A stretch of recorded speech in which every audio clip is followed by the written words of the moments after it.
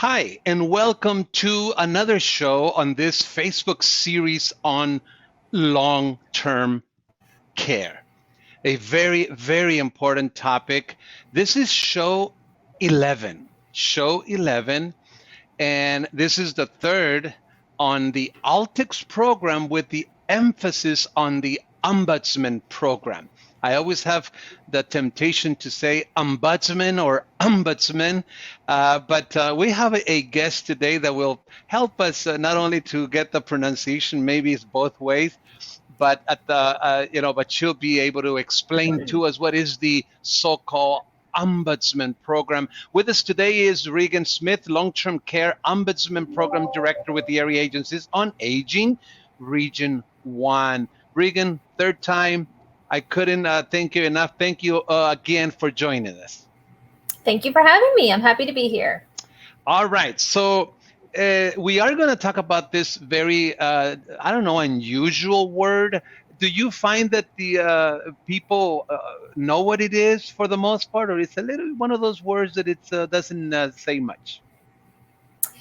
You're right. It's one of those words that people go, what? What did you say? Right. It's Swedish, actually, and it means citizen representative, which is Okay. exactly what we are. So I'll be talking a little bit more about that today. Representative, kind of advocate as well. Would you say that advocate would be another word for ombudsman? Absolutely. Okay, so and it is very interesting, and you'll go through the whole concept of this, but this is government established, correct? If I may use that term. So why is it that the government has to establish this? I was trying to understand maybe more an underlying concept behind it. Is it a protection here, an abuse kind of thing? What would be a concept around this this concept that the government has to establish the Ombudsman Program? So it's established through the Older Americans Act. So it's a program that's been around since the 70s, and I'll talk a little bit more about that later. But the government decided that back in the 70s, as nursing homes and long-term care type facilities were growing as a result of Medicare and Medicaid, which you've talked about, that residents in these types of facilities needed someone they could reach out to for advocacy, to be their representative if they had concerns, problems, questions about long-term care. Got it. So there is, it's complex to say the least, right? So the average person would need to do a lot of, and actually it ends up happening that we all have to do a lot of research, if you will, to kind of, I just saw the way to apply, for instance, for Altix. It's not an easy thing. So I can understand how the government says, hey, we have to provide some help. And let me ask you a question that perhaps I could have asked you later. So is the Ombudsman Program linked only to the area agencies on aging? No, that's a good question. That's how it is primarily here in Arizona. And I'll explain our contractual and funding a little bit too. But each state is set up a little differently, potentially, where they have a state ombudsman, and then it may be set up different, or they have different contracts with other organizations to actually carry out the duties of the Ombudsman Program. Got it. So it's not necessarily, linked only to the area agencies on aging, correct? Correct, in other states. Yeah. Right. Now, we have covered that we are in the section of how to pay for long-term care. Obviously, we did two shows on paying with or by Medicaid or the Altix program in Arizona. And we will be covering, we have covered actually other ways to pay for long-term care, and we will cover other items after this show. But today, we really want to focus on this important program, which is the Ombudsman Program. We will learn about what is it, the authority and the funding behind it, facility types, and also contact information. mission. And again, our presenter today is Regan Smith, Long-Term Care Ombudsman Program Director with the Area Agencies on Aging, Region 1. So let's get started, Regan, if you don't mind. So take us through the presentation. You sent this to me, I reviewed it, and what I'm going to do this time is, instead of asking you too many questions, I will kind of let you present, and then I'll interact with you as you go. So here's the first slide. Take it away. Sure. So this is just our mission of the Ombudsman Program, and the program really exists to protect the human and civil rights of long-term care residents, to promote autonomy through individual and collective advocacy efforts to enhance quality of life in long-term care settings. So really, just to summarize what that means, we are a resident-centered advocacy program, and we make every effort to assist, represent, intervene on behalf of residents who live in long-term care. And I'll talk a little later about what those facility types are. But primarily it's skilled nursing facilities, assisted living homes, assisted living centers, and adult foster care. We receive calls from residents in long-term care, as you can imagine, their families, people in the community, as well as facility staff. We need to have a relationship with the staff in facilities too, so that we can work with them to resolve issues. Mm-hmm. Now, in terms of, if you can go or take us through how this came about, because I see the Older Americans Act. One of these days, we're going to have to do a show on the Older Americans Act. We hear it a lot as well, but can you just briefly run through this point, if you don't mind, on the authority and funding of the Ombudsman Program? Sure. Everybody wonders, well, what gives you the right to go into long-term care facilities? How do we have access to facilities 24 hours a day? And it's through the Older Americans Act, which is federal, and our funding is also linked to the Older Americans Act. So as I was saying a little before, back in the 70s, they decided to pilot the Ombudsman Program in a few states to see how it would fly, how it would work out, and apparently it went well, as the Ombudsman Program was incorporated into the Older Americans Act in the 70s. So since then, our program is providing advocacy for people who live in long-term care facilities. But the Older Americans Act gives us that access to long-term care facilities. It tells us and guides us in our duties for what we're supposed to do, which I'll talk about a little bit later. It instructs us on our confidentiality, which is very, very important. I can imagine, yeah. Our program is 100% confidential. So anything residents tell us is completely confidential, and that's very important for residents and their families to know about.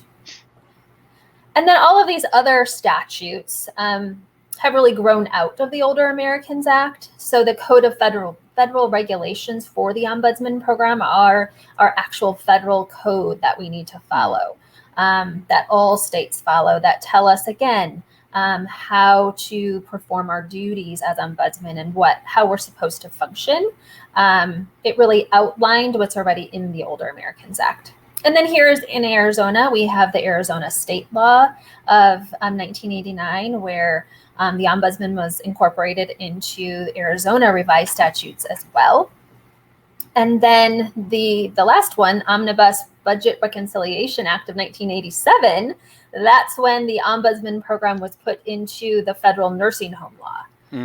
So specifically in nursing home law, we are mentioned that, of course, we have access to visit residents who want to visit with us. So just briefly, can we say that in any point that you just have in this slide, the program suffers some kind of change? Would you say that? That we suffered. Go ahead. So I think it's actually become stronger and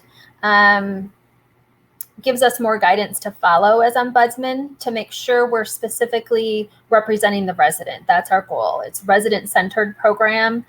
So to give us full and complete guidance to make sure we're doing that correctly and to the best of our ability.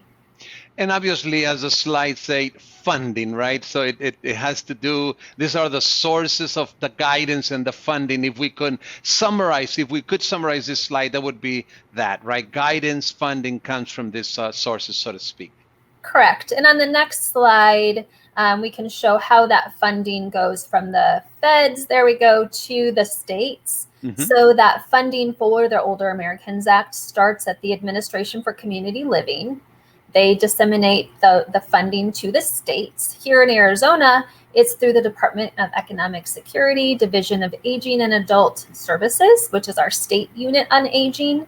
We have a state long-term care ombudsman at the DES level, and she's a state employee. Her name is Lisa Pollock, and she administers the program at the state level.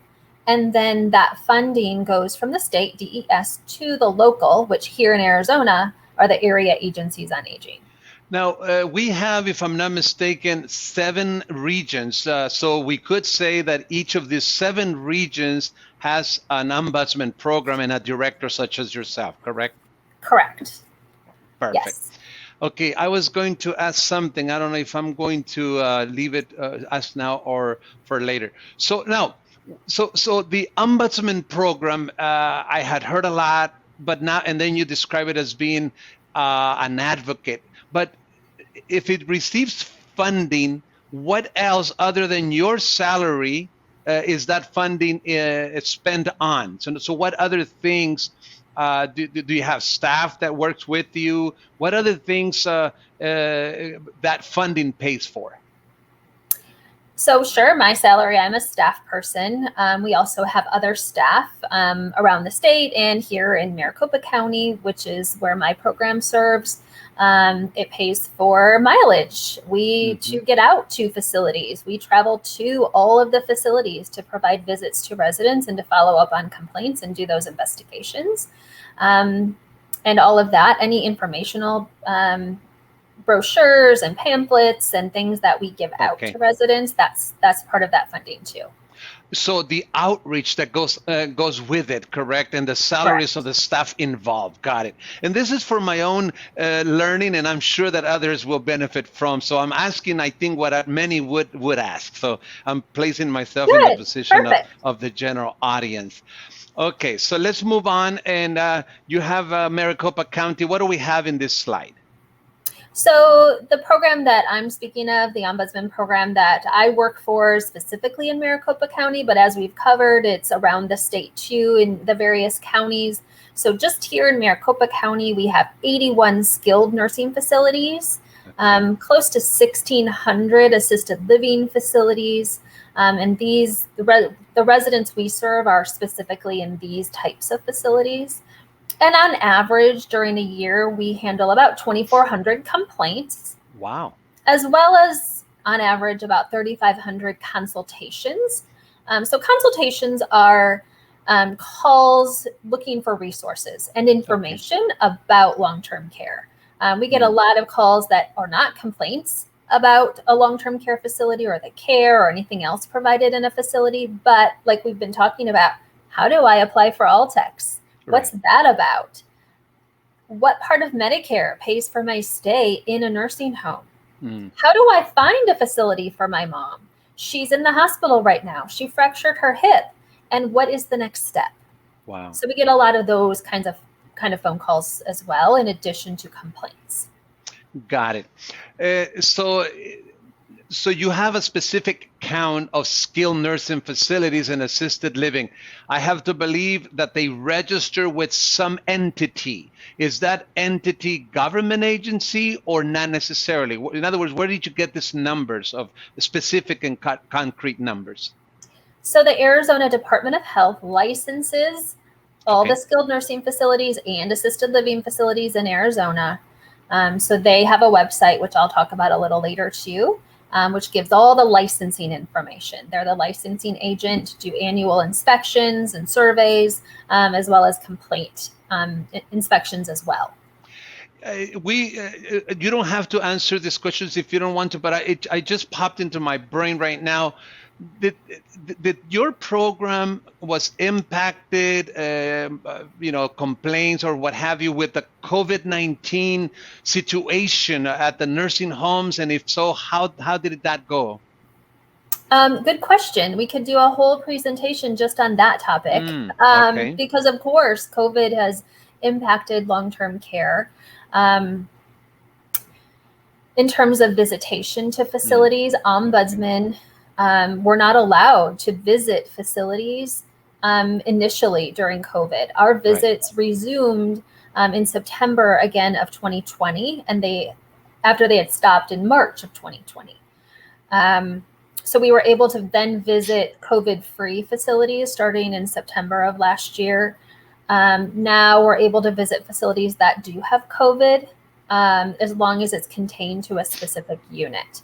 So certainly, as you can imagine, a good chunk of our numbers of complaints have been related to COVID, and issues related to COVID and long-term care, and questions related to COVID and long-term care.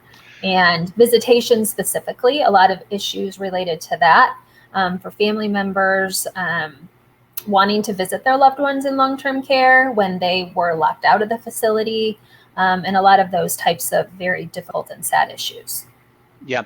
Every time I've done a show where someone from the area agencies on aging comes as our issue expert presenter, I get the same impression that I really feel that the community needs to know you better.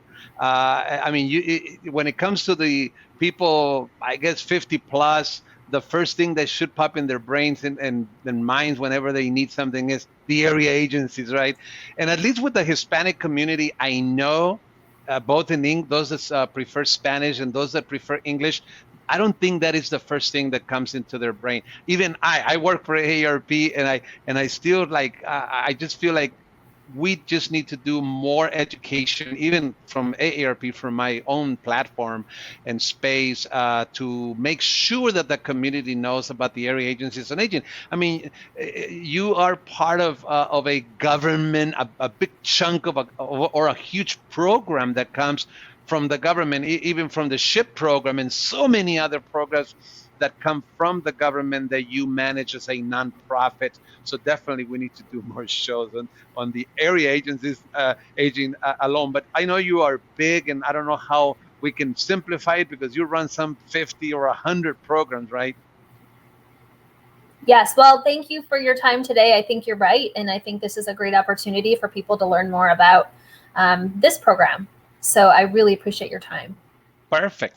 All right, let's continue. So now you have this beautiful slide here. It says the long-term care ombudsman roles and duties. So I'm going to continue to click, and you can say a little something, I suppose. So you have advocate, educate, coordinate, identify problems, investigate, resolve, and then the last, empower. I mean, those are great words. I don't know how you want to cover this slide. Sure. Well, let's start with advocacy. We are advocates, like we were talking about earlier. And really our mantra is, what does the resident want? The resident is our focus. We are a resident-centered program. We require the resident's consent and direction in any activity we have. So to provide that advocacy, we need the resident's perspective and their support, and we work hand in hand with the resident. We use in our advocacy resident rights as the cornerstone to our program. Everyone has rights.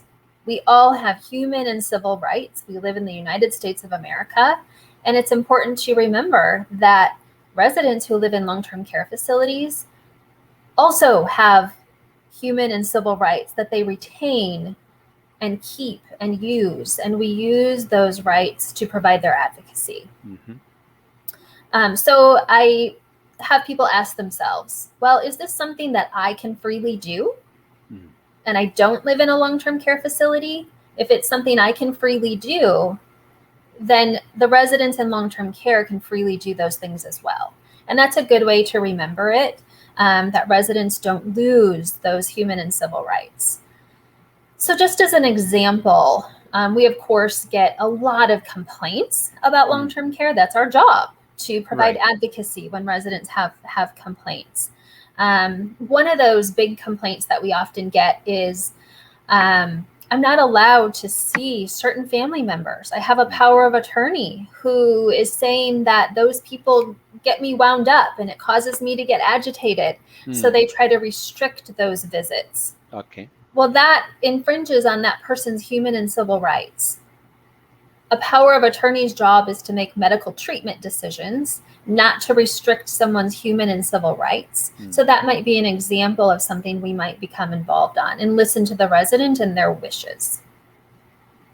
We also handle a large number of involuntary discharges from long-term care facilities. Residents are given discharge notices for various reasons, non-payment, maybe it's their behavior in the facility that the administration doesn't like, for example. But that is a huge complaint that our program receives and that we try to work on and resolve. The next one is educate. We provide a lot of education to residents, families, potential consumers, facility staff, and the general public about the Ombudsman Program and about resident rights. It's very important that residents are educated about their human and civil rights so that they can be empowered and be able to advocate for themselves. Oh, I can sleep in until 10 a.m. I don't have to get up and go to breakfast at 7. Simple things like that people don't understand. Those are rights they retain when they go into the facility. Well, this is what I did at home, so why can't you do that here? Right. You may not get a full breakfast in the dining room because it's served during these times, but maybe you can get some toast and coffee and some cereal, something simple. So those are basic things that we might work on. Perfect. This is great. I love this slide. Did you create it? A long time ago, I did. Yes. That's nice. It's kind of fun. Yeah. Okay. So I believe we have a couple more slides, if not 3. The types of facilities. So again, just as a review, we're talking about long-term care. This is help with activities of daily living. This is that type of care. And you mentioned here 4 types. I assume that everyone is it fits into one of these categories, correct?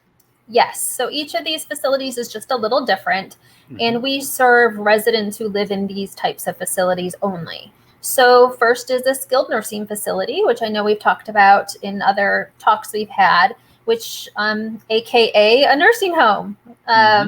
People use these words interchangeably, which this type of facility is equipped to give that skilled care, that high level of medical care that's not a hospital.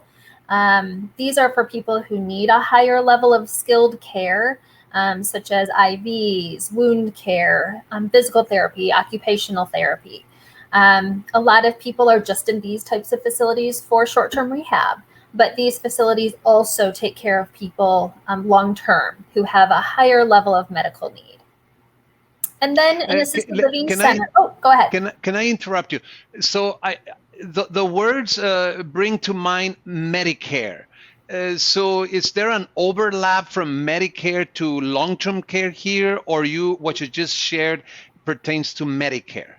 So Medicare pays for skilled care in a skilled nursing facility for short-term rehab. It doesn't pay for convalescent or long-term care beyond that skilled need or that number of days. And I know you had a whole section on Medicare.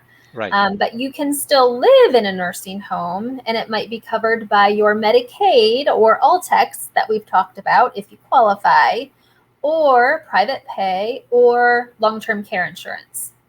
So the skilled nursing facility can handle both. So the care is kind of like the same, but the payments, the funding or the payment source may be different.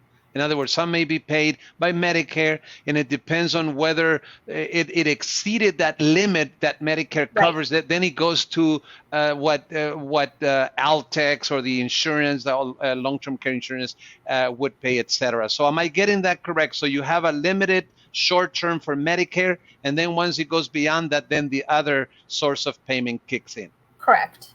Got it. And then the next one is assisted living centers. So this is a residential type facility that's licensed by the Arizona Department of Health. And they can provide supervisory level of care, which is just supervision, They can be licensed for personal care, which is hands-on assistance, as well as directed care. So that's the licensing where they can provide care for someone who is unable to direct their own care due to something going on where they may have a dementia process where they need that direction to dress themselves, get to the dining room for meals, toilet themselves, and all of that. Assisted living centers have 10 or more residents. So typically it's a larger type complex where people might have their own apartment or a shared apartment. And then an assisted living home is licensed the same way, but it's licensed for 10 or fewer residents. So it's can look like a house in a neighborhood. Okay. That's licensed as an assisted living home. Some people believe, call them care homes, group homes. I believe I have one of those right like 3 houses down. You could. I see a lot of activity, and I have come to the conclusion that that's what it is. So a center will have multiple residents, so to speak, whereas a home is just one with several people in it, correct? Right, 10 or fewer residents, yes. Got it.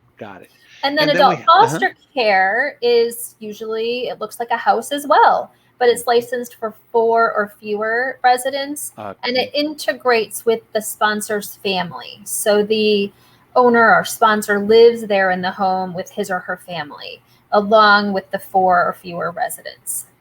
Now, there is a concept, and help me here, I might not get it right. Continuous care, continuum of care.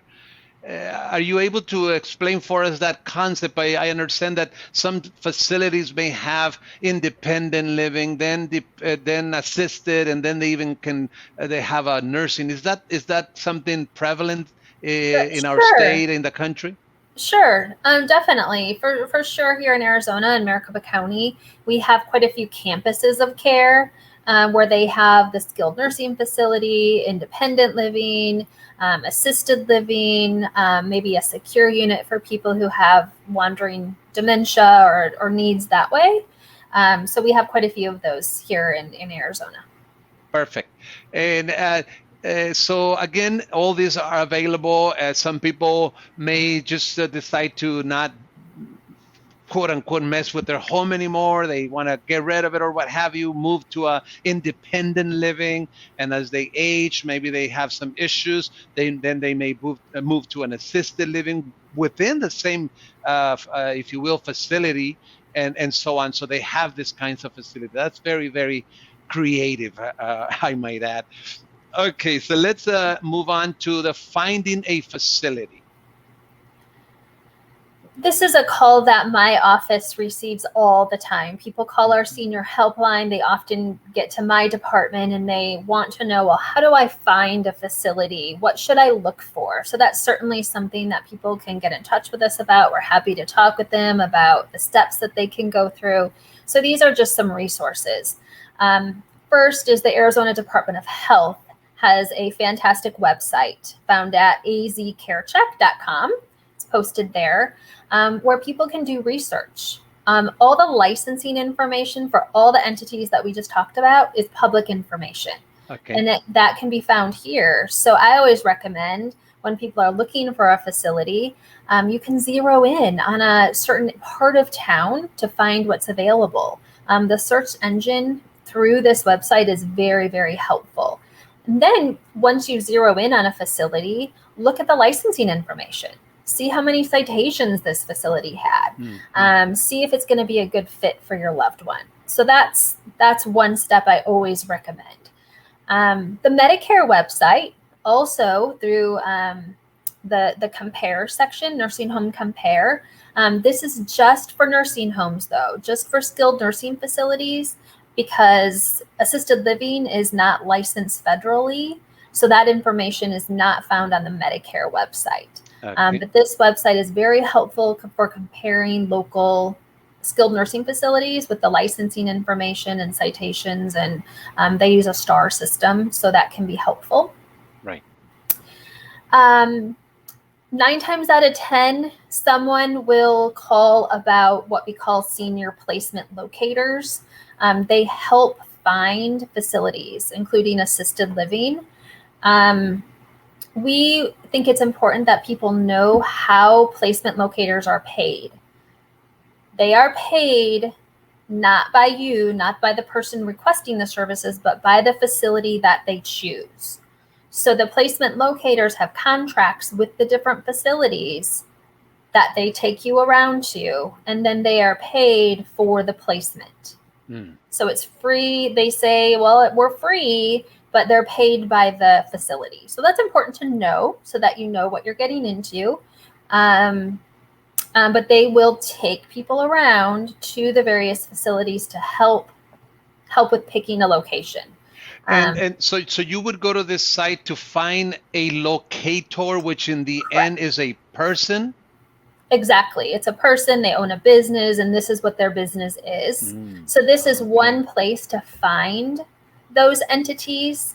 The NPR Alliance, which is a national entity where these senior locators have a membership, or they're part of this association. So it provides training for them and some oversight and some guidance. So just like an insurance company will have agents, is this something similar or not quite?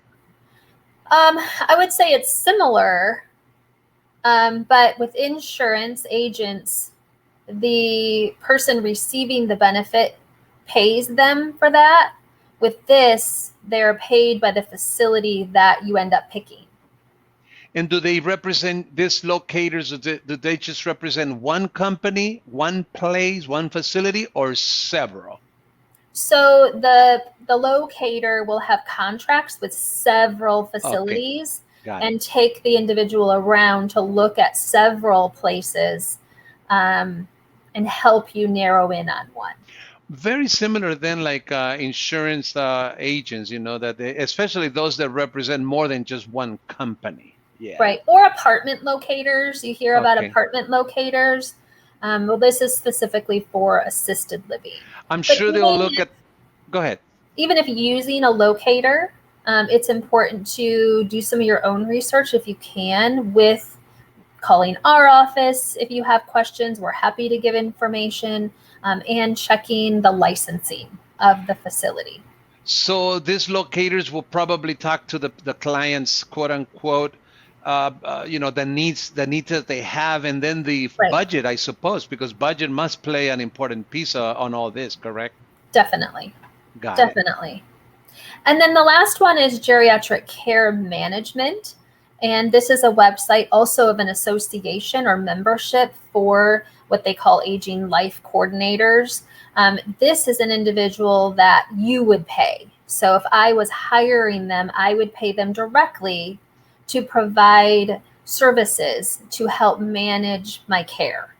So they might help find a facility. They might help coordinate paying that facility, helping me get moved into a facility. So they're going to coordinate all of those things for you for a fee. Yeah. So this one specifically, they will pay that for that service. Got it. Definitely. Let's see. So now we have the last slide for more information. Yes. For more information or to get in touch with my office or with me specifically, please call our senior helpline, 602-264-HELP, 4357. Yeah. And this applies to all the regions within Arizona. Let me ask you last. Go ahead. This is more specific to Maricopa County. Got it. Anyone from around Arizona can call the senior helpline, and the senior helpline will get them connected where they need to be. Now, maybe this is the last question. So somebody thinks that they need long-term care. What should be in their mind in terms of who to contact first? Do they need to go straight to the Altex program and apply, or calling your office would be a better option, at least preliminarily? Well, I think certainly calling my office is a great option, as we can talk about all those things, Altex, Medicare, how to find a facility, what's available, different types of facilities, but certainly calling Altex and applying for the program, which is separate from the Ombudsman Program, just to make sure that's clear. It's certainly a resource that people can use and apply for, and we're happy to explain more about it too. Perfect. So they can easily call your number to preliminarily to get some information, and then you might ask them, go ahead and apply for Altex, which most likely or could be one of the options. All right, I think we have come to the end of the PowerPoint. Is there anything that you would like to add before we conclude? Thank you again for having me. This is a great opportunity. I really appreciate it. Thanks again. It was good to be here. Perfect. Well, thank you everyone who joined the show today. And this is, like I said, the 11th show on long-term care, the 3rd on the Altex program, even though this one had this in parentheses, the Ombudsman Program. Regan Smith with the Area Agencies on Aging, Director of the Long-Term Care Ombudsman Program, was with us. Thank you so much again, Regan. And if in the future we need to address other issues, now that I know what other topics you could address, you can be sure that I'll reach out to you. Thank you. All right. Thanks so much. Stay well, and we will see you on our next episode. Take care.